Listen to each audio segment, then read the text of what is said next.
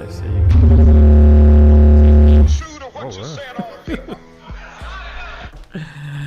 Wow, Pastor Hobbs trying to run us out of here. We actually do the prayer this morning.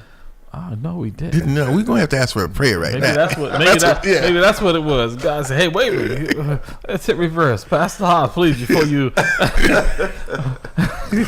Let's pray. Do bless you. Thank you for your grace, for your mercy, for being all powerful, all knowing, and a very present help in the time of need. And we do call upon you to help us. Now, bless this broadcast, bless all that's said and done, that you're glorified in and through it, in Jesus' name. Amen. Amen. And thank you for reminding us of that signal with that message there. We want to thank our sponsor, the Money Store, for all your mortgage needs. Get branch manager Cora Holbrook, or call it area code 508-345-4726. That's 508-345-4726. Also, Cora and her crew team are going to be holding a Mattapan Town Hall meeting. That's Friday, June 20th from 6 to 8 p.m. at the Mattapan Library. Like I said, and you can go actually go online to the Money Store, and there's a QR code there where you can download your to get tickets. It's a free event. Like I said, it's going to be information on mortgages, how home buyer classes, very informative. So if you're looking to buy a home anytime soon, you definitely want to reach out to Cora. Again, give her a call for more information at 508-345-4726. Also, Saturday, June 28th, there's going to be a health fair 2025, 11 a.m. to 2 p.m. at Hibernia Hall, 184 Dudley Street in Roxbury, Mass. Again, that's the health fair 2025, Saturday, June 28th, 2025, from 11 a.m. to 2 p.m. at Hibernia Hall at 184 Dudley Street in Roxbury, Mass. I know we'll get in trouble for calling it Roxbury or Nubian Square. Close enough. So, also, Brother Rhodes, today is National No Kings Day. Oh yes. It's a flag day, I believe, right? Yeah. So, with people are protesting, they said there's over 2,000 protests already that are scheduled to take place today around the country. National Kings Day. No King's Day. No King's Day. Where people are protesting that, in this country now we have an orange man who acting like the president of a reality TV show. And, the sad thing is there are real things that are taking place, not in this country, not just in this country, but around the world. Everything he is doing is right out of the Hitler's playbook there, sending the military down to law and order in cities without people, the governors.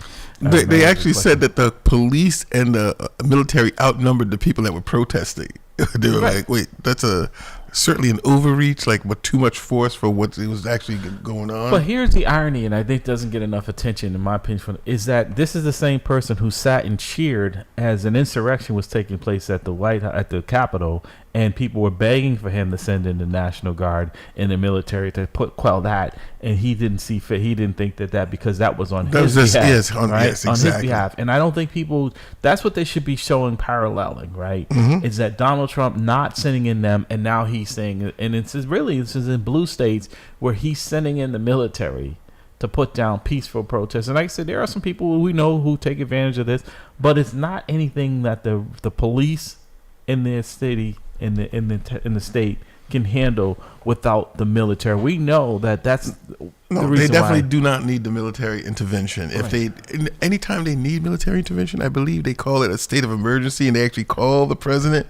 But apparently he's shutting down FEMA, so apparently there ain't gonna be no more states of emergency. Well, and the states gotta handle that on their own. And here's the thing: the little dirty secret. They just don't happen in blue states. Where, right now, you see what's happening in Texas and other places with the flooding in Oklahoma. These are red states, right, that are impacted by and not being prepared. But people gonna be selfish, and only think about themselves, and then so when it comes time for them to actually get help, you're like, well, wait until there's no help. What happens if this big beautiful bill they call it passes, right? And but apparently inside that bill is a thing that where he wants to maintain his presidency permanently. Right. Yeah. Exactly. Right. Let's make himself a king. That's why we're here today. There's no National No Kings Day. So, Helen, if I'm not mistaken, you served in the military, right? No. Oh, okay. But Yeah, when I actually did do the testing and everything else, and then when I was looking at the MLSs, back when I was looking at it, women weren't allowed in combat MLSs, so I passed. So I want to get your opinion, and like I said, you're listening to At the Roundtable with MAMLEO. Call number 617-282-0685, 617-282-0685. Again, want to say Happy Father's Day to all the dads out there. Like I said, I just don't think people really understand where we are today, right? We are in an autocratic dictator. Our democracy is under threat. Right. Okay, there isn't more democracy with this man in people office. Are taking it serious enough, right? Where they just passed in the Congress, and now it's going to the Senate to rescind funding for PBS and NPR. Right now, you may not agree with them, but see, this is where they go after the press.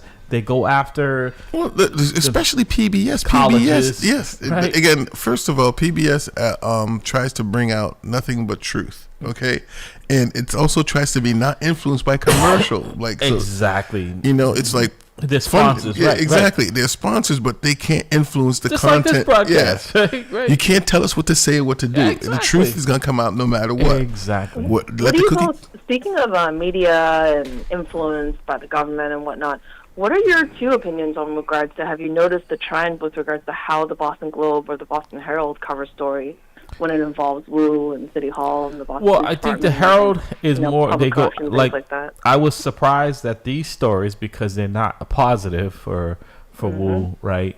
And so then you've noticed. Exactly. And then the Herald is usually going after the jugular, so that's kind of a more conservative leaning paper.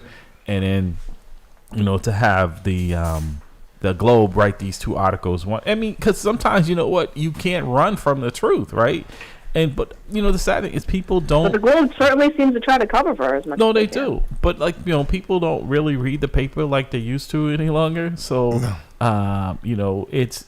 It doesn't have the same effect that it used to, where an endorsement by newspapers used to carry a lot of weight.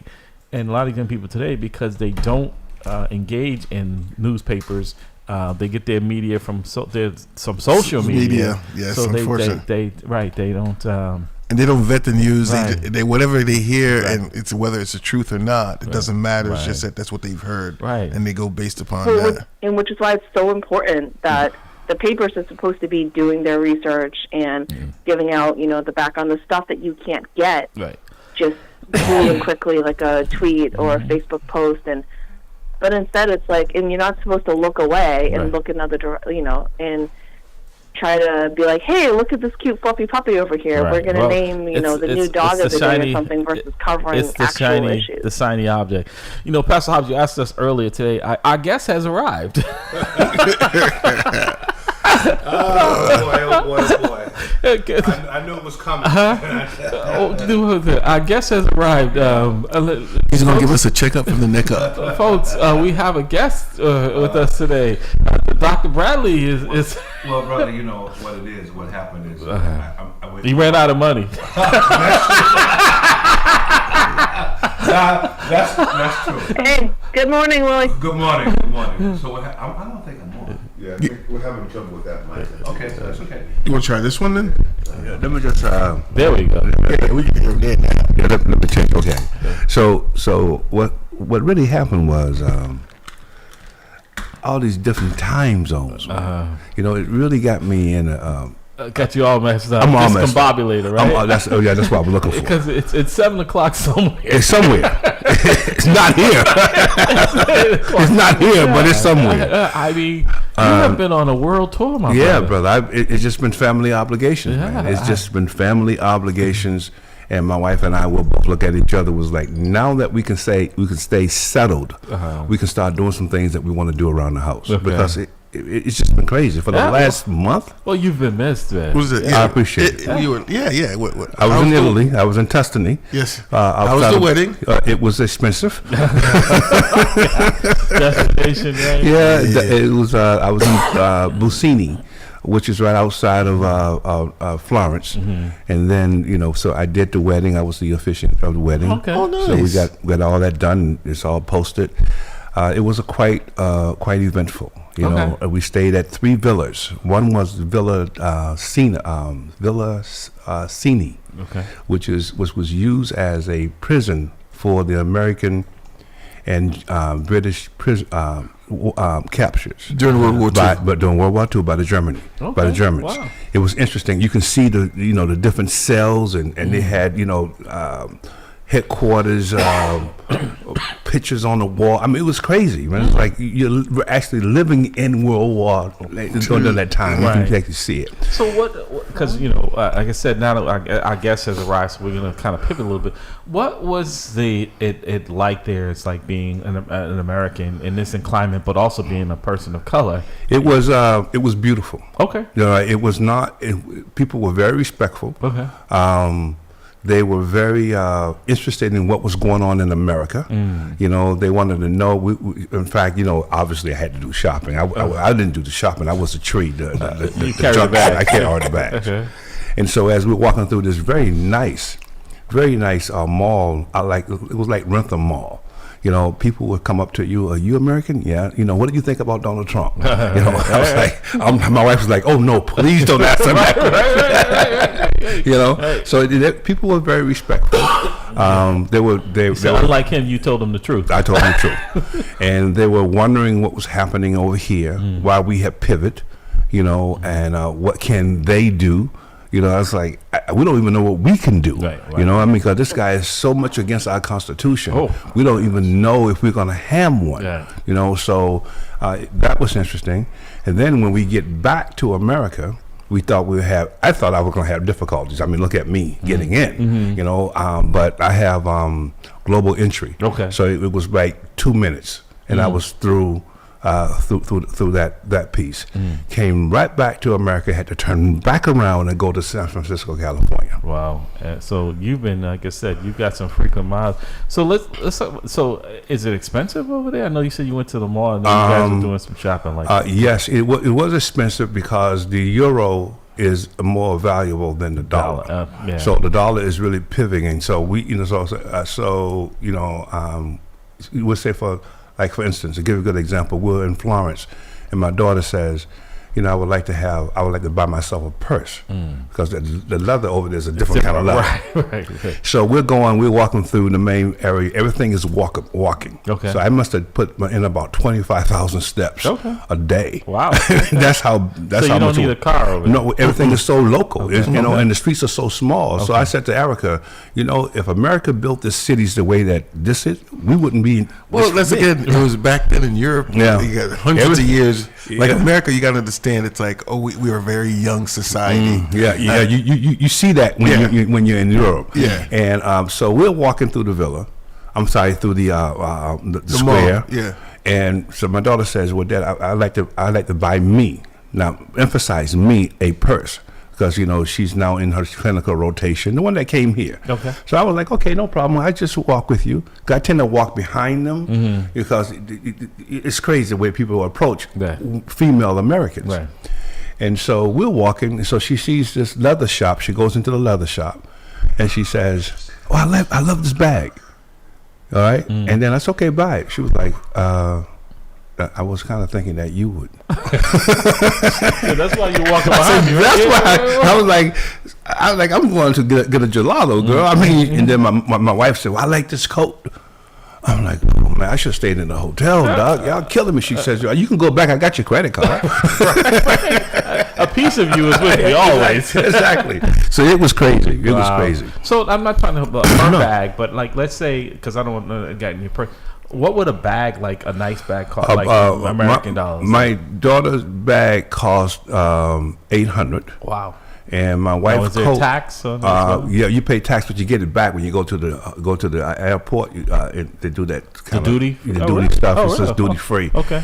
And my wife's coat cost $1,000. Okay. So, but I was like, me, I was like, dude, You tell me I'm not gonna pay, dude. And he's like, okay, well, we haven't sold anything, so I give it to you for 50% off. Yeah. I was like, I'll buy it for 75% off. Yeah. He was like, I can't do that. So we haggled. But Okay. It was quite expensive, but I saved up for it, so I had to do it. Listen, you can't take it with you. Like I say, No. you never see the Brinks truck in the funeral procession. So, Doctor, I'm glad you're here. One, good to have you back, my brother. Thank you. And happy Father's Day. Yes. Thank you. Same to you.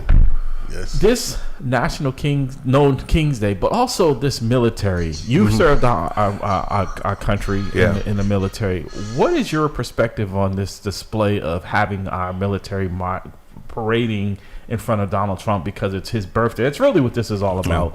And we're spending, right now the number's around $50 million for this parade when we're cutting for services for veterans in the way that they're doing it, in which we're going to be even more so if this so-called big beautiful bill passes. Well, as a veteran, I'm appalled. Okay. I'll be honest with you, and I'm really disappointed in our senior military staff. They should have challenged it. We don't do that in America. We don't flaunt our power. We have the most powerful military in the history of the world. We don't have to flaunt our power. So, and this for 250 years, the Army was the very first military branch. At one point, we had one person in the Army, that was George Washington. All right, so he was the very first military branch. We have always celebrated the Army birthday, not in this way. And that's what you normally see that with autocrats and dictators because Yes. they want people to be afraid of what they're displaying. They need to display that because of their inadequacies, and that's what it is with Trump. That's why he putting the military out in the streets against citizens. That's unheard of, unprecedented. Well, see, Larry, I think he's sending a message though. I think this military display in Washington has more than one purpose. So it's also telling the people who he wants to make regional governors that he appoint that this is what I got in power to push out to eradicate the old way. Yeah. The people that he'll actually that's standing before him, he's saying this is what I have as a power to actually get rid of you and all those who think like you. Right. So there's more messaging behind this than just a parade. Right. All right, because you have to think. 250 years, we have always celebrated the armies and those proud men and women who served in the Army every year. We did not display our power like we're some kind of banana dictator in Washington. But Dr. Brown, this is the same person who, when he went to Normandy or whatever, and he wouldn't even, he found it offensive to have to be this with military veterans who And then he called military veterans like John McCain a loser for getting caught. Right. And then so again, like what kind of respect did he have for military? He'll use them to display his power, but he has no respect for the men and women that actually serve. I'm gonna say something to you guys, and you might think this sound weird, but I'm a man of Christ, and I believe in the Almighty. But when I was in Busini and stayed at Villa Cini, it's a long road that leads from the main highway up through the mountains to the villa, and my soul actually picked up on it. I said to Erica, I've been here before. I'm serious. And she said, you scare me. I said, I don't mean to scare you, but I've been here before, and I'm going to tell you how I know. Watch this. Over to this left, there's a bridge that has 3 Roman arches, and there's a small river that runs beneath that bridge. And I had never been there in my life. So as we go up the hill, I said, if you look to the left, she said, oh my God. So she gets scared. I was like, I'm telling you, I have been here, So I don't know if it was a previous life. She was like, well, you better hope you were not black when you were here. I said, who said I was black? But even if you were, you probably would have been treated with the hero's welcome. A lot of the people who served in the military during World War II actually did not want to come back. So that's where I'm going. I'm going to this. We still have brave men and women who fought in world wars who never got their welcome home parade. Yeah. They never got it. I'm Yeah. thinking of my brothers and sisters who served in the army in Vietnam, the forgotten war in Korea. They never got their honor. In fact, in Vietnam, they got spat on when they came back. But now you have a parade like this. But also now you want to strip anything that has to do with what women or people of color have done, right? You want to strip that from the history books to make it seem like everything has been fair and equitable throughout the lives. It is not. Helen, what you have anything you want to say? I know. I would say that, I mean, you look at it, it's like we talk about, Trump and the things that he does in terms of, like, dictatorships and even trying to quiet and the people that don't, that say anything against them. It's like, and, coincidentally enough, it's like, actually, while we've been on the air with this conversation, my Twitter account got blocked. We talk about people being quieted from speaking out. Yeah.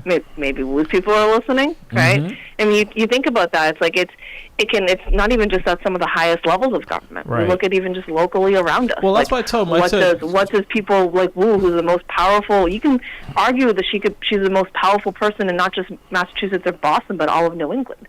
Yeah, I mean, that's what I tell people. Just because someone does it with a smile doesn't make it okay, Exactly, like following after Mao Nino's, Mao Nino's footsteps, right? It's like there's something to that where it's like when they do similar things of like saying that they're for one thing, but then you look at what they actually do. It's completely different. Right. You're listening to At the Round Table with MAMLEO. The calling number is 617-282-0685. 617-282-0685. We're in studio with I'm Larry Ellison, your host, my co-host, my brother from another Rhodes Scholar, and our guest today, Dr. Willie Bradley. Dr. Bradley. Back from his world tour. He's our guest today. He's updating on his travels. We're going to start calling, that Where's Waldo?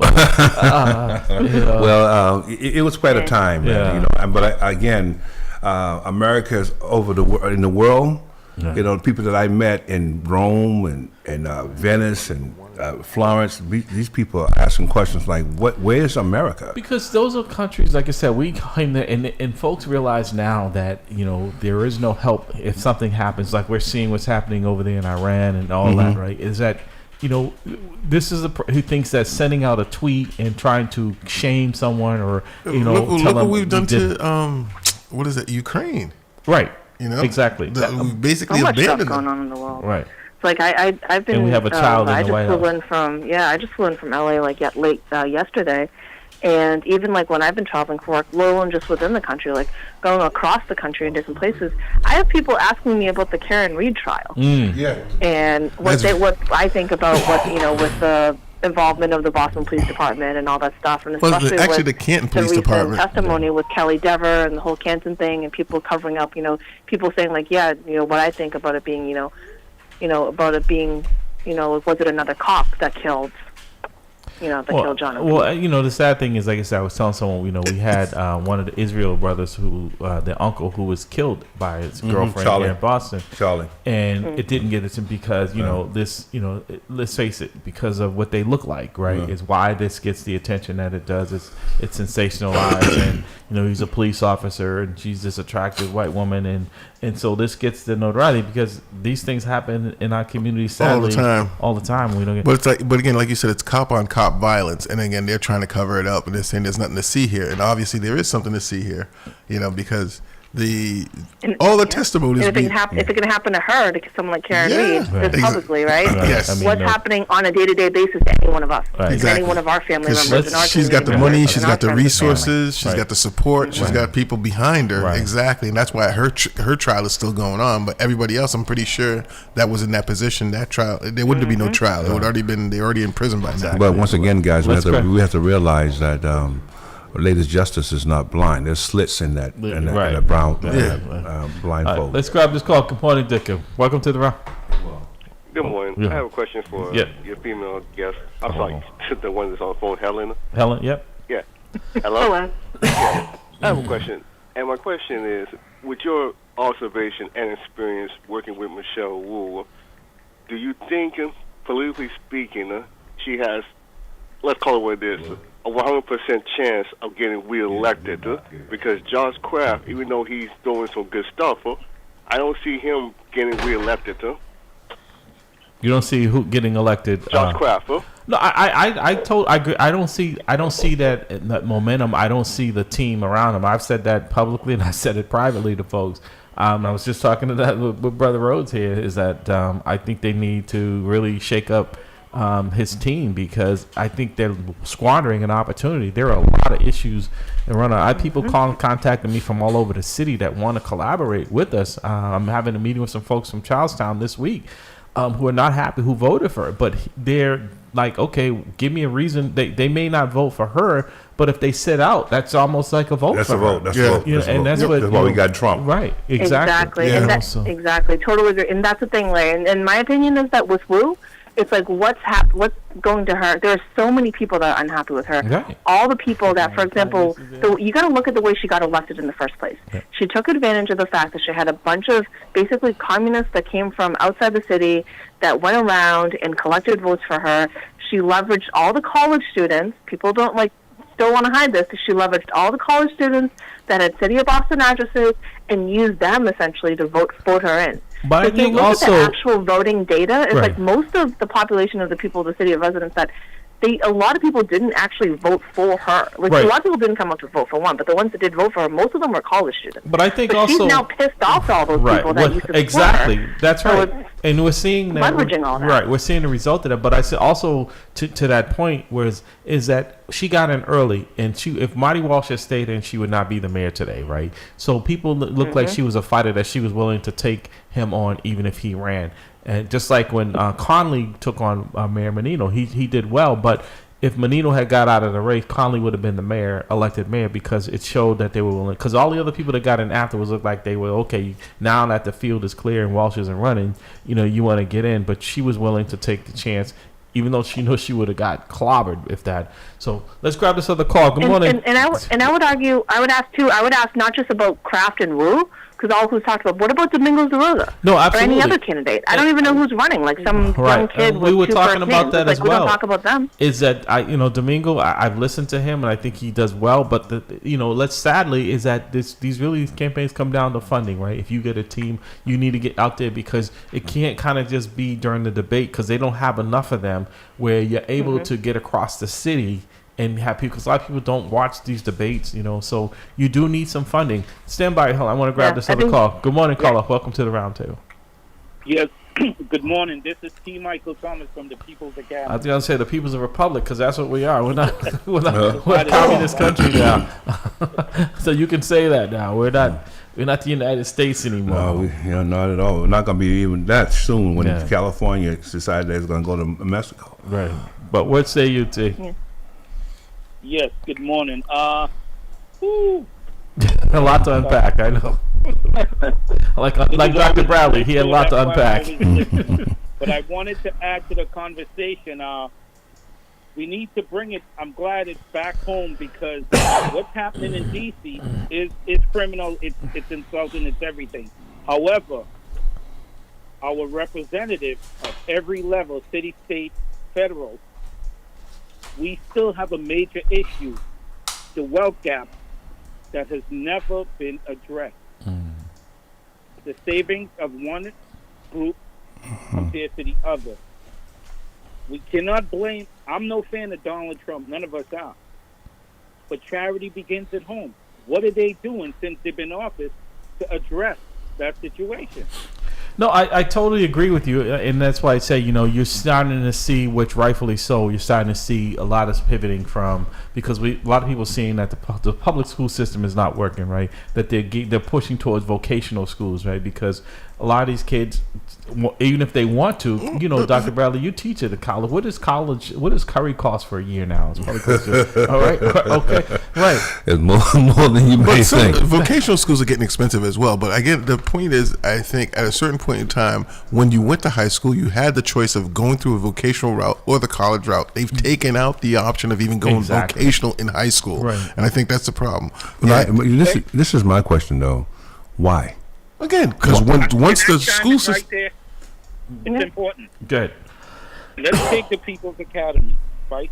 We could train 8 individuals compared to keeping 3 individuals incarcerated. It's cheaper for us to train 8 individuals compared to keeping 3 individuals. No, and to that point, T, I don't know if you remember, we had, and I forget the young lady, Jacqueline on the broadcast, yes. and she had given us some updated figures, and it was north of $100,000 a year. Yeah, and 200,000, I guess, for women, right, to incarcerate. So you're absolutely right. I'm sure. What does your program cost to train one person? Do you know? Annually, Yeah. it's between 35,000 and 45,000. Okay, that's But for. keep in mind, what you learn, it's transferable globally. I think we're missing it, guys. Yeah.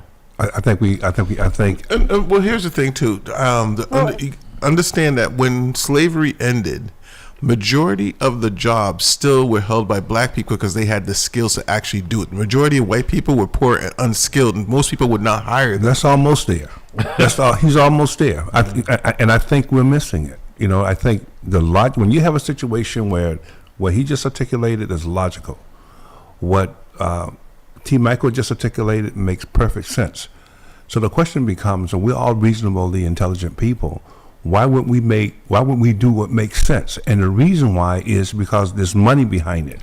The reason why is because black people and other people of color has always represented a cheap labor force. Yeah. If you eradicate the criminal justice system the way that it is to the way that we know it today, you are not feeding that cheap labor force. To your point, Dr. Bradley, Donald Trump. Just that simple. To your point, right, Dr. Bradley. Donald Trump, you know, he's flip flopping now because some of his friends who own hotels and that have these farms, right, they're saying, hey, wait a minute. You notice how he's saying, well, we're not going to chase those people that work in the hotels and in the farms. Because why? Because those invisible people are the ones that make sure that those places run, right? Because like you said, how many people that look like white are out there picking these fruits and stuff, right? We're into the harvest season, right? Yeah. When you go to a hotel, the persons that are taking your bags and cooking the food and cleaning the rooms and washing the dishes, right? They're not white. No, and you look at even just like when you talk about, you know, schooling and education and whatnot. It's like you look at how the Boston public school system in and of itself is supposed to be one of the oldest, if not the oldest, public school system in the country. It is. But yet we are consistently in the lower markings in terms of ratings. Right. But the one public school conveniently that gets renovations and all this money is the one that Wu's kids goes to. Right. No, absolutely. Like, and that's how we pick and choose, like, whose kids or what communities that we end up, giving benefits to. That are closing here in Boston, right? Now, all of a sudden, we have a budget gap, right? We have a shortfall of funding, right? But when that COVID money here, we were spending it like drunken sailors, right? And now, and what did it produce? So you had an opportunity to invest in education, right? And clearly that didn't happen. And I keep saying, when is the state going to give us an updated report on where things are in Boston Public Schools as far as receivership? Because if you're closing schools and scores aren't increasing, the population is declining, when are we going to step in and make some changes? Even if you're not closing schools, you're teaching a curriculum that actually prepare people to work in an industry that's not here. It's no longer on our shores. Right. It's in China. It's in Taiwan. It's in other places. That's one hit. My other hit is very simple.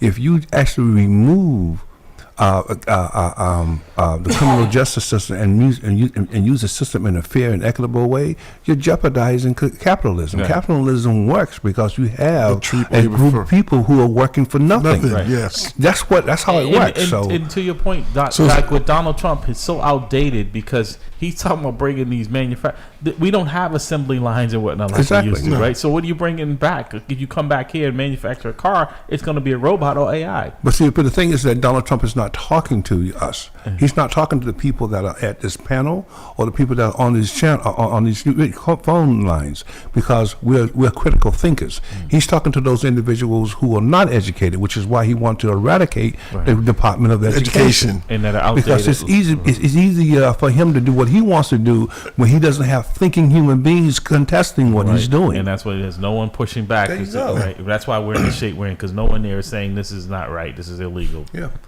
Well, no, and I think it starts at the local level too, in terms of pushing back and being at the front lines. And we have plenty of our members who are on the front lines, who are the police officers, who are the public safety, and can take that step and be like, "Hey, what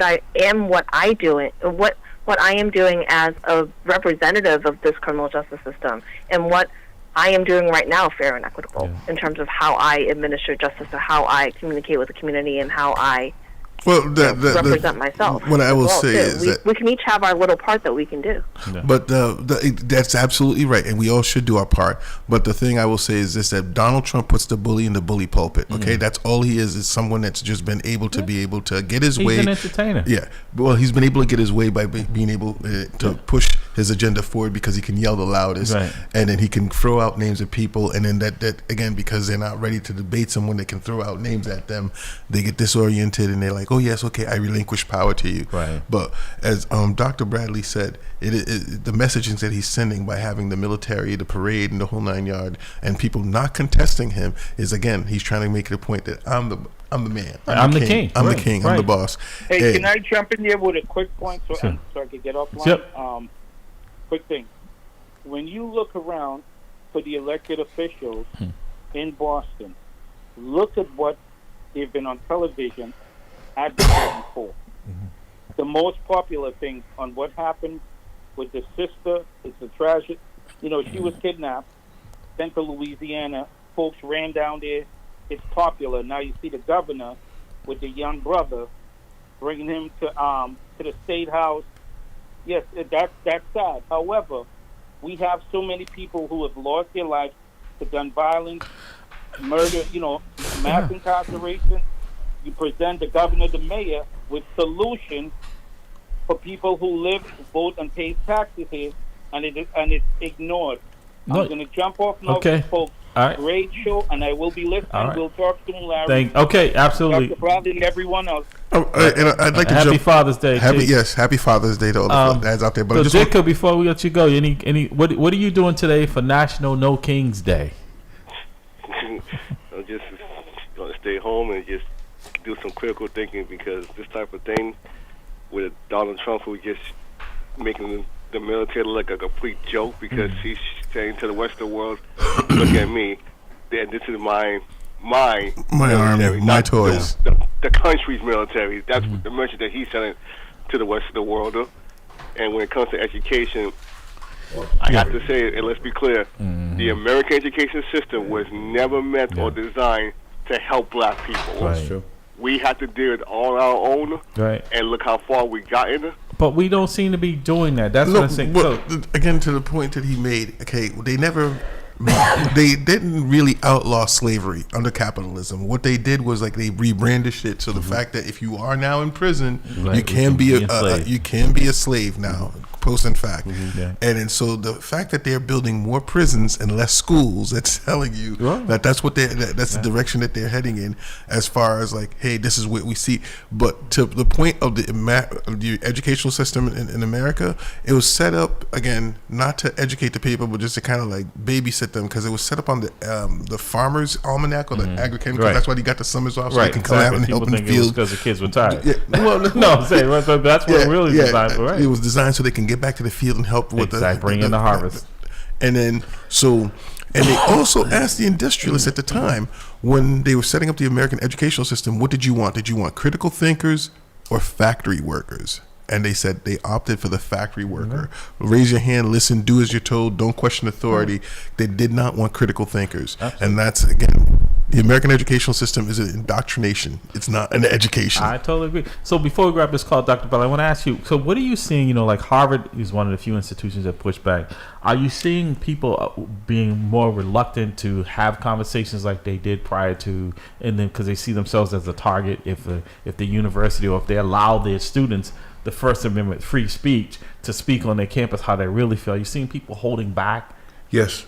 I'm saying my colleagues are looking at it as, when I have a critical issue, or I have an issue, I should say, that requires critical thinking, I got to think if I'm going to put this before my class, at the risk of losing my job and being banished from the university, or losing or going forward under the understanding that I have not a having rights a on the spirited Constitution. conversations Yes, about conversations something are that we really normally reluctant. would hearing both sides, whether you agree or not, right? Yeah, and I think some of my colleagues will hide behind the idea of online because you're having it online. You can kind of like it's not as out, but actually, in actuality, it is out there. So it's different. It's memorialized. Okay, if so the you think environment about has it. changed. Good morning, caller. Welcome to the Roundtable. Good morning, brothers. This is Brother Dennis. I just wanted to check in because I was listening, and a lot of the dialogue seemed to me to be centered in accountability, and I wanted to lift up the possibility, and that's more of a question to you all, of the state auditor. Because I think the state auditor, Diana DiZoglio, I think it is now, I never see transparency in the political space until there's accountability. I never see accountability as much as we want to see accountability based on human rights infractions. I only see it when it comes to audit, number, money, and when where did the money go and all of that. So what is your position on us as Black community building a stronger relationship with the state auditor office? Well, I agree. I think from the first time that I've seen in a long time where a state auditor has taken a job seriously, because normally those are kind of those obscure jobs where, like the Secretary of State, where you get a check and nobody really knows what you do, or it's a little confusing. I think she has really put it out there in layman's terms on how money is being spent, and saying in oversight in a way that I have not seen with legislation. And the sadly is they're trying to push back. And you'll start to see them cutting funding for her in what she's doing, because she is holding them accountable. I think we definitely should be supporting her, because it's not the legislators' money. It's the taxpayers' money. That's why I tell you all the time, it's not their money. It's our money. Our money. And we should be held in, they're coming up in August, the 9th and the 10th is tax-free weekend.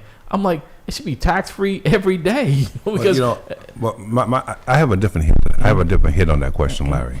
And my hit is that the state auditing system that we have today, we have to protect it. Because one of the things that the federal government did under Donald Trump, he actually fired all of the inspector generals, right. which would be equivalent to have a level of equivalency to an auditor. Right. You know what I mean? Oversight. He's holding that individual for oversight purposes. And so I think we start by protecting that auditor at the state level by addressing the issue that we have, the orange issue we have at the federal level. Because if he does what he wants to do, that position will not be intact. Absolutely. Well, the good thing is that she's elected. It's an elected position, but they're the ones who have a say over her budget, right? Yeah, exactly. So if they're, for now. Right. For now. If you look at how what he's doing in California, is the beginning of eradicating our democracy as we know it. Yeah. He's taken on that leadership from the governor. He's taken on the governor. That's going to happen in Massachusetts as well. You're going to see the same blueprint. Yep. So I'm saying that he's right. We need to protect that, but we Absolutely. can also do that as we vote at the federal level. That's where I'm going. No, absolutely. So, Dennis, what we'd love to do is, I don't know if Pastor Hauser, and thank you for calling, because I think it's the first time I've heard you on the air, is to work with you and others like-minded, right, in supporting those efforts, because it doesn't work in silos. We've been working in silos for way too long, right? There's been this division, even amongst ourselves, with different ethnic groups. If you're Jake or Jamaican, if you're Haitian, you're African American, and we all suffer the same. In fact, Yes, we do. Right, and so like now, it's folks who voted for Trump, the Cubans and The Latinos, right? I think 54% of them voted for him, and now they're upset. I'm like, well, that's what you voted for. Exactly, right. What were you thinking? They thought that you were going to be saved. I guess like the thing is, it's like the unit, like whenever the suffering's happening to us Black folks, it's okay, but now that it's happening to them, they expect us to come out and try to rescue them. Well, we know with dictators and autocrats, they start with one segment that they think is less popular, and eventually Hitler got to. Well, actually, I'm very proud of our Black people as it relates to this particular issue, because I think they see the message. They're looking at how America responded to the rioters and the insurrections in January. Right, that's what we were talking about. Versus what they're doing now. Exactly. And so a lot of them are saying, we're staying out of this. Let the white folks, you put them in office, let them handle it. Yeah. Let them do it, because it's going to be, it's entirely different. The government reacts differently when it's dealing with them. So, Dennis, you want to say? So to bring it, I was going to say to bring it back to the caller's question. To bring it back to the caller's question about the state auditor. Yep, go ahead, Dennis. So I just wanted to say, I know Diana DiZoglio. We were in a leadership cohort together. You guys know that I've been honored to be the writer of the song that is the preamble for MAMLEO. Yeah. So if ever you want to have the state auditor, we'd love to have her. I'd Absolutely. be honored to try to connect that. Yeah, if you would reach out to her, and we'd love to have her on a guest because I think she's doing fabulous work. Yes, she is. Here. She's doing great work. She's doing what she was paid, elected to do, like challenging the attorney general, the governor. Well, you see the fact that people are refusing to release records to her is telling you that she's doing her job. That's right. It's like they're hiding stuff from her. It tells you that she's doing her job. That she's looking where she should be looking, and they're like, she's doing her job. Well, they're like, there's nothing to see here. Well, I like to cause good trouble, and I the thing that I know about Diana, she's from Methuen, so she might have a limited scope of where to look. Whereas after she goes to MAMLEO, she might leave with a little more insight. Right. Well, one thing I will ask for. Make sure you publicize it. Let your callers, listeners know that she's going to be on the air, so they can call in with questions, or maybe even be able to get call-in tips for her. Yeah, absolutely. Yeah, so if you want to do that, be more than free to. And matter of fact, if we could get her before the election, because that way people are making a better educated on elected officials, right? Yeah. And when they're voting in the fall and September, that they're voting for the right candidate. And understanding that this the corruption or the power, the issues, it's not just here in Boston, and there are many other many other state agencies and many other municipalities that things go on that again kind of get brushed under the rug. Yeah. Did we lose Dennis? Okay. Yeah. Yes. Who's on the other line? So you have Helen and you have I think Dicko. I'm not sure. I think we did go. We've gone. So we should just. Is Helen just the only one online? No, someone else is. Let me find out. Yep, still here. Okay. Let's see who that caller is. So good. Good, Kelly. So actually, Willie, since you're here, I'd like to get your view on this. If you've been following it all, listening on the news with regards to the Karen Reed trial and what's been going on. But you're a trained investigator. You've had a lot of a lot of experience with regards to with investigations, especially internally within the police department and so forth. What do you think of Michael Cox, the police commissioner, calling in a pretty much probationary police officer or near probationary police officer like Kelly Dever into his office before she's set to testify in the Karen Reed trial? What do you think about that? And telling her to do the right thing. But I let me just preface it with this: is that there was an allegation. It's alleged, right? It's alleged that he called her in to his office before she was to testify in the Karen Reed. She's a former Canton police officer, now in Boston. She was in Canton when this whole thing happened. She actually took over for the side. She did testify that she was called into his office. Right. In terms of what was said, it was allegedly that he told her to do the right thing. Whatever that. I mean, and you can interpret but he definitely did call her into the office. Right. Yeah, but you see, this is why I say doing the right thing could be him saying to her, no, it's me, him saying to her, go in there and tell the truth. So that's a loaded one. You can't spin it. You can spin it either way. Yeah, I was going to say I wasn't here, so I'm not quite sure. Right. But I am familiar with this Karen Reed case, and I do have some issues with how that case was handled. I do have my opinion, but I did not, and I don't mean to sound political here, but my point here is that there were some steps taken in collecting evidence that was clearly inappropriate. I'm still trying to wrap my mind around. Erica and we were talking about this. Why would you use a leaf blower to blow away snow, knowing how you can't control the air? Why would you use that to collect the evidence? I just don't see it. There's a lot of things here.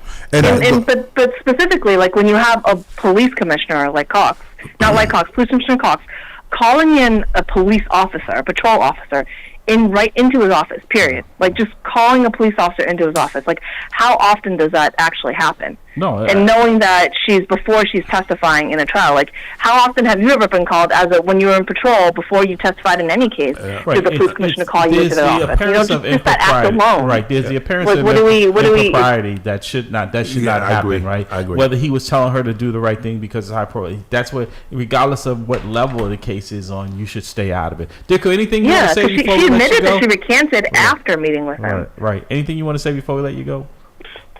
And the way things are in this world, it just gets crazier and crazier. Yeah. And of course, Michelle Wu has the city council's white in her back pocket. Huh? I believe, And as always, support the People's Academy. Nice. Thank you, Tico. Appreciate it. but there's an issue too with, I believe, like her hiring outside counsel instead of using inside. Yeah, she spent almost $1 million when she went to the mayor for her counsel to prepare her for her testimony at the. I mean, which I'm like, why do we spend all this taxpayer money? My property tax money that I send to the city. In fact, the bill should be coming out the next month for August. We're spending all this money, and you spend almost $750,000 for legal counsel, an outside firm, to represent you. For what? To testify at Congress when she was called in there. For the sanctuary city, really? One of the mayors. Yeah, it was in the paper. Yeah, it's ridiculous. I mean, why is an attorney is needed for that? I don't that's get what it. I couldn't understand, because she's a lawyer. But I mean, it's just to talk about. But why couldn't you use in-house attorneys for something like that? It's not like you've been any crime. Oh well, or why can't you use your own skill set as an attorney? Even say, like I said, it's he who represents himself has a fool for a client. So I can understand her wanting to. But she's not under in any type of criminal indictment or exactly. anything like that. That's what I'm saying. You couldn't use the city attorney, right? Exactly. That we're paying all this money for, right? You have a whole legal team, and you have to. So why do we need them? Why don't we just go to the outside counsel whenever we need them? We probably would save a lot of money wasting it with these folks. Exactly. It's and that's why I would leave it to say, it's like, to anyone who's listening, to all of us, like, we got to keep not only keeping our eyes open and keeping our ears open, but also making sure we speak out when stuff like this happens, right? You got to hold. If we have our press, like the Globe and even sometimes the Herald, aren't going to hold our public officials accountable and make sure that that people know what's going on. Right. It's like that's something where we have to keep speaking out we and saying something about it. Helen, thank you so much. We're running out of time here. We got a few announcements that we've got to get out before the top of the hour. Always good to talk to you about. Likewise, and always feel free to call in. Appreciate your input and your expertise and insight into what's going on in here in the world. Thank you so much. Be safe, my sister. I want to remind folks, Sunday, June 22nd, 2025, Boston Praise Radio and TV presents Raise the Praise fundraiser. So if you want to make a donation, you can do it here at Cash App as well. But also on Sunday at 6 p.m. here at Global Ministries Christian Church, 670 Washington Street, Dorchester, Mass. Again, that's Sunday, June 22nd. That's next Sunday at 6 p.m. Boston Praise Radio and TV presents Raise the Praise fundraiser. Like I said, you can make your donations. And also, Pastor House, what is the Cash App if people listening and they want to do it ahead of time and get it while they can? $capital BPRTV. Okay. Also, like I said, I want to say again to my brother who's been such an inspiration to me, Happy Father's Day. It is good to have you back. You know you're loved if you've been being ribbed as soon as you get here. Thank you, brother. As a guest. Thank you. Happy Father's Day to you as well. To all the dads out there, it's one of those days that, like I said, when I saw that T-shirt and I sent you a picture of it where it said, stepdad, I just happened to be a dad that stepped in. It was just so fitting. I think I'm getting that for Father's Day, by the way. It's appropriate because even before I became a biological father, I felt like I've helped to raise a lot of kids. And you don't have to be their biological parent to love them and to show them and to be loved by them. You know what I mean? You just have to show some patience, some guidance, and some love, and be ready to spend a whole lot of money. Listen, when you got it, you do it. So, today, like I said, we honor our military men and women who have served this country. Some who no longer here, but this display in Washington D.C. is not the way to do it. It is not to actually put them out there as puppets and symbolic. In the way I don't even think they know how to march. They know how to march, but they don't march in that way. They march towards victory. They're not. But the whole thing of not the way Donald Trump is going to want them to march, where they all look at him and salute him. Heil Hitler. They should all give him a Hitler sign. Well, I suspect that we will probably see the Hitler sign today. I suspect that's going to happen. I think he's also putting our military men and women in a very difficult situation, because as you are going through the military, you're always taught that you have to be apolitical. You can have your Exactly. own. You can have your own political persuasion, your own political beliefs, but as it relates to carrying out your duties, you got to be apolitical. Right. And now, so what happened at Fort Bragg? They asked it the officers who were behind. I'm sorry, the soldiers who were behind them, that they had to volunteer to do that. Yeah. So that Right. means they put politics into our military. That is dangerous. It is dangerous, and changing the name back Yeah. to Confederates Yeah. is crazy. Pastor Hauser, we out of time? All right, we are done. Dr. Bradley. And be blessed. Yeah, man, I got. I know. So if I never see ya, never get the chance to meet ya. No, I came up from the bottom, always rooting for the underdog.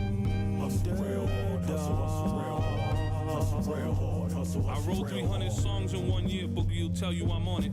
I got unreleased songs for days, they don't want it. Eat any MC in the game, it ain't a challenge. If your music reflects who you are, then you's a coward. I can see through the lies you ain't living what you spitting. If your money's so long, why your dog's in prison? Why your baby mom's stripping, why your mom's still living in that same broken home that you used to sell piffin'. You ain't gotta lie to me to sell me a track. You ain't gotta rock fake jewels or walk around strap. I respect artists getting money, but love them for spitting crack. And the fact that one track can move a family out the trap. It's a dream for us lost souls brought up in the mix. I'm motivated by the artists coming out in my midst. And the artists that paved the way when I didn't exist. Music's a skyscraper, I'm just trying to add a couple bricks. This is for the dreamers. They say I am a dreamer. Cause I still believe that anything is possible as long as you work hard. Hustle real hard, hustle real hard. Hustle real hard, hustle. So if I never see ya, never get the chance to meet ya. No, I came up from the bottom, always rooting for the underdog. I always dreamed I'd be on tour.